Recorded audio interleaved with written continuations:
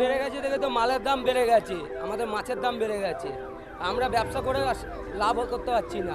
পরিবর্তন তো অবশ্যই চাই কেন, কিন্তু যেই সরকারি আসুক সে একই হবে, যে লঙ্কায় যাচ্ছে সেই রাবণ হচ্ছে। রাজ্যে বিজেপি সরকার বয়স কত হয়েছে? 9.5 বছর হয়েছে। এই 9 বছরের আগে কি রাজ্যের মধ্যে আরো অশান্তি ছিল? क्या बारे में गवर्नमेंट को तो सोचना ही चाहिए। हमारा उम्मीद है कि कुछ ना कुछ तो सोचेगा ही।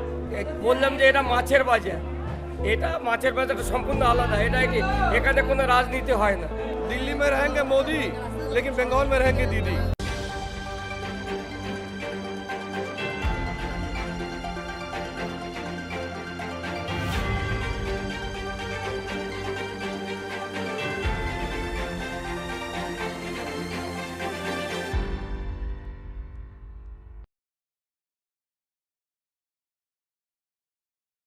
This is the Patipukur Fish Wholesale Market, the largest fish market in Kolkata. This market sees a footfall of about 10,000 people on a daily basis that includes wholesalers, small and large buyers, drivers, laborers and traders. Fish here comes from Andhra Pradesh, Odisha, Gujarat, Maharashtra and Bangladesh, not to mention the local fish from within the state is also traded here. If you're eating fish in Kolkata, there's a good chance this is where it came from. In this episode of Epicenter, we dig into how the economy of this industry has been hit hard by the constant rise in fuel prices and also the coronavirus pandemic. তেলের দাম যা বেড়ে গেছে চলবে না, এরকমভাবে চলবে না, সরকারও চলবে না, ঠিক আছে? কারণ আমরা যেভাবে কষ্ট করছি সেই হিসাবে মূল্য পাচ্ছি না, তেলেই খেয়ে নিচ্ছে অর্ধেক টাকা, গাড়ি চালাতে পারছি না, যেভাবে গাড়ি চালাবো মানে যে পয়সা দুটো লাভ করব সেই পয়সা দেখতে পাচ্ছি না। 500 টাকার ভাড়া আসলে 300 টাকার তেল খেয়ে নিচ্ছি। তেলের দাম বাড়ার জন্য ট্রান্সপোর্ট খরচ বেড়ে গেছে, কিন্তু সেই তুলনায় বাজারে মাছের দাম বাড়েনি। ফলে যারা মাছ নিয়ে আসছে তাদের প্রচণ্ড মানে একটা ধাক্কা লেগেছে, অনেকটাই মানে দাম বেড়ে যাচ্ছে, তাদের খরচা বেড়ে যাচ্ছে, ফলে একটা তো প্রভাব পড়ছেই। हम लोग का दूर से जो मछली आता है उसका दाम तो अगर तेल का दाम बढ़ेगा तो उसका दाम तो बढ़ना ही है। अभी जो माल हावड़ा से ट्रेन से आके पातीपुकुर मार्केट में आता है उसमें भी पर कार्टून में 20-20 रुपया कार्टून भाड़ा बढ़ गया, जिधर 100 रुपया था 120 रुपया हो गया। सब इफेक्ट आ गया मच्छी का ऊपर पड़ रहा है, तो मच्छी का दाम भाव ज़्यादा हो रहा है। ऐसे मार्केट डाउन है, उधर भाड़ा ज़्यादा है, बहुत इफेक्ट हो रहा है। इतना ज़्यादा तेल का दाम कभी नहीं हुआ। রাস্তায় তো অর্ধেক গাড়ি দাঁড়িয়ে আছে, তেলের জন্য তারা গাড়ি চালাচ্ছে না। তেলের দাম কমান, যেগুলো মানুষ খায় খাদ্য সে জিনিসগুলোর তো দাম কমাবে, কিছুই তো কমাচ্ছে না, শুধু রাজনীতি। थोड़ा चावल का दाम, सब्जी का दाम, ये जो बिजनेस कर रही है मच्छी का मार्केट अच्छा जाए, मच्छी का दाम थोड़ा कम हो, पाइकर लेके बेच सकता है।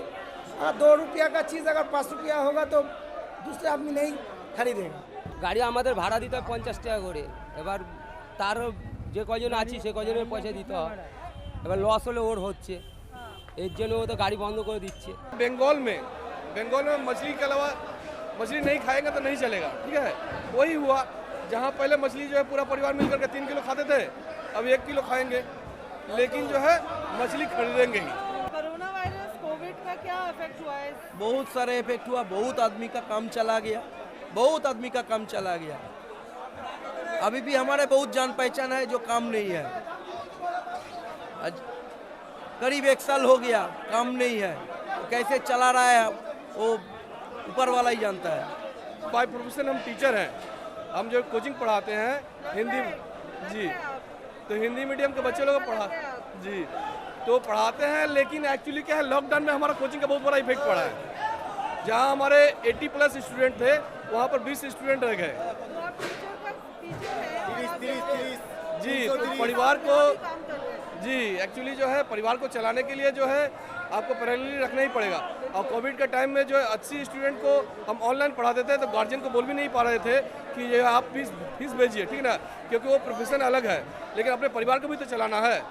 तो बिल्कुल अपने परिवार को चलाने के लिए क्या करेंगे, चोरी तो कर नहीं सकते, इसलिए जो है सेल्स के रूप में आए हैं। हर बिजनेस सभी घाटे में है अभी। हम लोग का जितना पार्टी है, हम लोग का नहीं, जो जैसा बिजनेस कर रहा है सब लॉस में है। जिंदा रहेंगे तो खा सकते हैं, लेकिन अगर मर जाएंगे कैसे खाएंगे।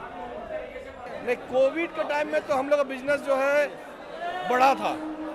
उस टाइम में एक्चुअली क्या है कि उस टाइम में ज़्यादा से ज़्यादा लोग बेरोजगार हो गए थे, नौकरी छोड़ दिए थे। तो यही एक ऐसा मार्केट था जिस मार्केट में लोग जो है खरीद सकते थे। अभी तक कोई सरकार हम लोग का मार्केट के लिए सोचा नहीं है। हमारा उम्मीद है आगे अगर सोचेगा तो अच्छा होगा। কোনো সরকার না, স্টেট গভর্নমেন্ট, সেন্ট্রাল গভর্নমেন্টের তো নেই, রাজ্য সরকারেরও কোনো হেলদোল নেই। এখন সব ভোট নিয়ে, ভোটের ব্যাপারে ব্যস্ত, তাদের জনসাধারণের কথা চিন্তা করার মতো সময় নেই। আপনি এখানে পরিবর্তন চাই? সারা দেশেই পরিবর্তন দরকার, শুধু এখানে না। তেলের দাম, গ্যাসের দাম এত বাড়ছে, রাজ্য কোনো উল্লেখ করছে না, কোনো কিছু ইয়েই করছে না যে এত আমার দেশে গরিব মানুষ আছে তাদেরকে দেখি সেই সব। আজকে আমাদের মধ্যবিত্তের জন্য কি দিদি করেছে? তো বলা কিচ্ছু উচিত, করেনি। আন্দোলন কিচ্ছু করা করেনি উচিত। মধ্যবিত্তের জন্য। না একটা কারখানা করেছে, না একটা কাউকে চাকরি দিয়েছে, কিছু করেছে? কিচ্ছু করেনি। তাদের নিজের পোটলা নিজেরা গুটিয়ে নিয়েছে। जो भी सरकार हो, हम उसी सरकार को रिक्वेस्ट करेंगे जो पब्लिक के बारे में ध्यान दीजिए, थोड़ा अपना बारे में ध्यान मत दीजिए, पब्लिक के बारे में ध्यान दीजिए। পরিবর্তন তো অবশ্যই চাই, অবশ্যই চাইছি আমি।